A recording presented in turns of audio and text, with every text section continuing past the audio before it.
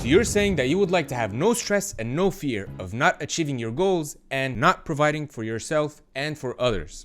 Let's reverse engineer that. Life is a game of inches, and no inch is too small to ignore. If you do inch by inch properly and rightly, and you still don't know how to provide for yourself and others and didn't achieve your goals, there's no shame in that. And that's not upon you. You're entitled to the effort, you're not entitled to the outcome. So instead of attaching the stress and the fear to the outcome, let's attach the stress and the fear to you not putting in the effort. All you have to do is put in the effort, inch by inch, hour by hour, day by day.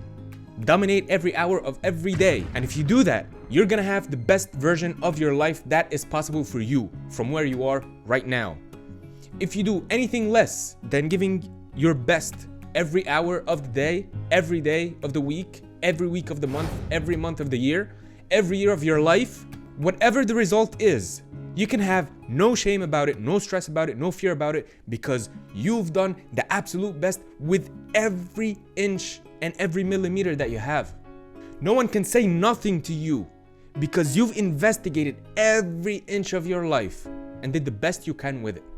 And the odds are you're gonna have the best possible outcome, and you're gonna have the best chances of achieving your goals and providing for yourself and others, and subsequently you're gonna have no stress and no fear forever, because you're committing your stress and the fear to your effort, which is in your control. Whether if you attach the stress and the fear to the outcome, that's not in your control. It's that simple. Dominate every hour, dominate every hour, dominate every hour. At some point in my life, I would set my phone alarm to go off every 5 minutes. And I would ask myself, what did I just do in the past 5 minutes?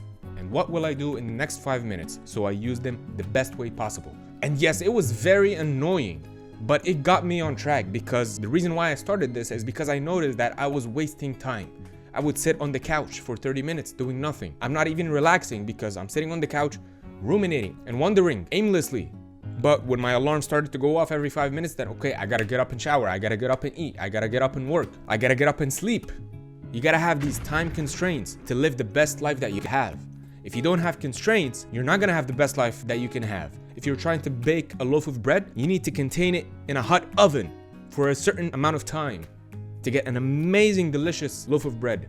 Also, to get the best life possible, you need to contain it, you need boundaries, you need to self-impose structures and boundaries to make the best life possible. I'm gonna link in the description the timesheet that I use and my clients use to dominate every hour of our days, and you have access to it for free. Hit the like button, give me a comment saying this was helpful, and let me know what other things you're struggling with that you need support in. We all need support in our journey. It's very difficult to go through our journey by ourselves, especially if you're trying to wake up and do the best that you can and not be your past. You are not your past. You are your present, and you can change your present, and you can change your future. You can design your future. You can design who you're going to be in the future. Your past is experience that give you wisdom. You're not a victim of your past. You can transform your past to make it your gift and use that to live the best possible future for yourself. You may be thinking, okay, when I get so efficient with my life, will I turn into a robot? How can I buffer that hyperproductivity to stay sane? Here's a suggestion for you. Start appreciating and loving the regular things in life. You don't need extravagance. You don't need super exciting entertainment to feel excited. We can literally train ourselves to be grateful for the simple things. We can actually gain pleasure from following our purpose. We can gain pleasure from knowing that we're dominating every hour of the day. There's a great sense of satisfaction in that, knowing that you're giving your future self the best possible gift that they can have. How amazing is that? I want you to start doing more things today that 5 years from now, you're gonna look back and thank yourself for the effort that you put in, that you made life better for yourself, that you made yourself better for yourself and for the people around you as well. Start appreciating working hard, start appreciating building your future, building your character, building a more virtuous person. When you're struggling and stumbling and not getting exactly what you want, love it. Because you're on the path. You're ahead of the person that's not trying. You're ahead of the version of you that isn't trying. We don't want to continue to love the things that make us weak and hate us. We want to love the things that make us better. Plato said that education to children is teaching them to desire the right things. So it's our job as adults to retrain ourselves to desire and love the right things, the things that love us, the things that want to make us strong and live happier and stress-free and better and get the most out of our lives and have a deep meaning in the way we're living. We have to train ourselves to get our pleasure from virtue, from our courage, from our integrity, from our honesty and reliability, instead of getting our pleasure from social media, entertainment, fast food. We have to let go of the bondages that don't serve us. We have to let go of the emotions and thoughts that don't serve us, the self-doubt, self-deprecating thoughts. We have to let go of that. I'm not good enough. We have to let go of that. I'm afraid of failure. We have to let go of that and I embrace failure because it leads me to my success.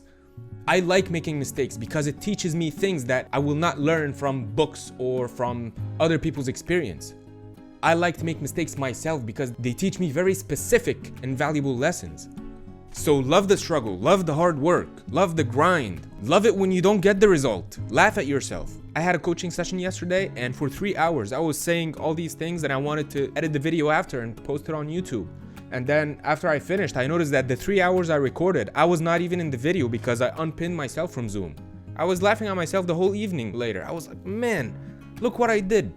I was so looking forward to it. But I love it because I redid everything with more purpose, with more enthusiasm. And I gained more experience and I became a better speaker when I redid and resaid everything that I said to the camera. And I did it even better than the first take. That's actually what I'm doing now. Well, you may say I'm gonna miss playing video games with my buddies 2 hours every day. Well, you can miss your buddies, there's nothing wrong with that, but you don't have to act on it. You don't have to play video games 2 hours every day. You can cut back these 2 hours to 1 hour a week, not 2 hours a day. If you have big dreams, you're not gonna be able to achieve them and play video games 2 hours a day, at least in the beginning. So miss your friends and feel that feeling and honor that emotion. That's a very honorable emotion. Do not suppress it, but you don't have to act on it. You don't have to be a slave to your impulses and your emotions. You can transcend your emotions. You can make them bigger and better and lift them up higher. And let me ask you this, when you're 90 years old and you're looking back on this amazing life that you lived, achieving all your dreams and goals, what's that like? Get a picture of it in your brain, put words to it. What's your self-esteem like? What's your self-respect like? And then let me give you a pain frame. When you're 9 years old, looking back and you're filled with regret and sorrow, what's your self-respect like? Did you let life beat you? What's your self-esteem like? Did you let your doubts and your inner fears stop you from taking chances and doing what you love and what you're passionate about and what you're good at? You don't want that for yourself. I don't want that for you. I don't want it for myself either. So we gotta avoid any behavior that advances towards our hell, our pain frame. And we gotta do everything that we can in our hearts and in our minds, in our knowledge, to advance towards the paradise that we imagine for ourselves. Paradise that is associated with our high self-respect, high self-esteem, fulfillment, and satisfaction, and meaning, deep sense of meaning. That's only gonna come with sacrificing the behavior that lead us to our hell, that lead us to our pain frame that we have set up and imagined for ourselves. And whenever you're acting on impulse that is not serving the paradise that you imagine, that's how you know you can feel the feeling, honor it, and then do the right thing that is in alignment with your purpose. Anything that will contribute to the pain frame and the hell that you have imagined for yourself, you avoid that at all costs. You try, you do your best. I'm not saying you have to be perfect. No one is perfect. We cannot be perfect. We cannot hold ourselves to that standard, but we want to be excellent. We want to pursue excellence. If you fall, if you fail, if you drop the ball, pick it back up and keep going. There's no shame in dropping the ball, as long as you pick it back up and keep going and never giving up. Keep growing stronger every day. I love you. See you in the next video.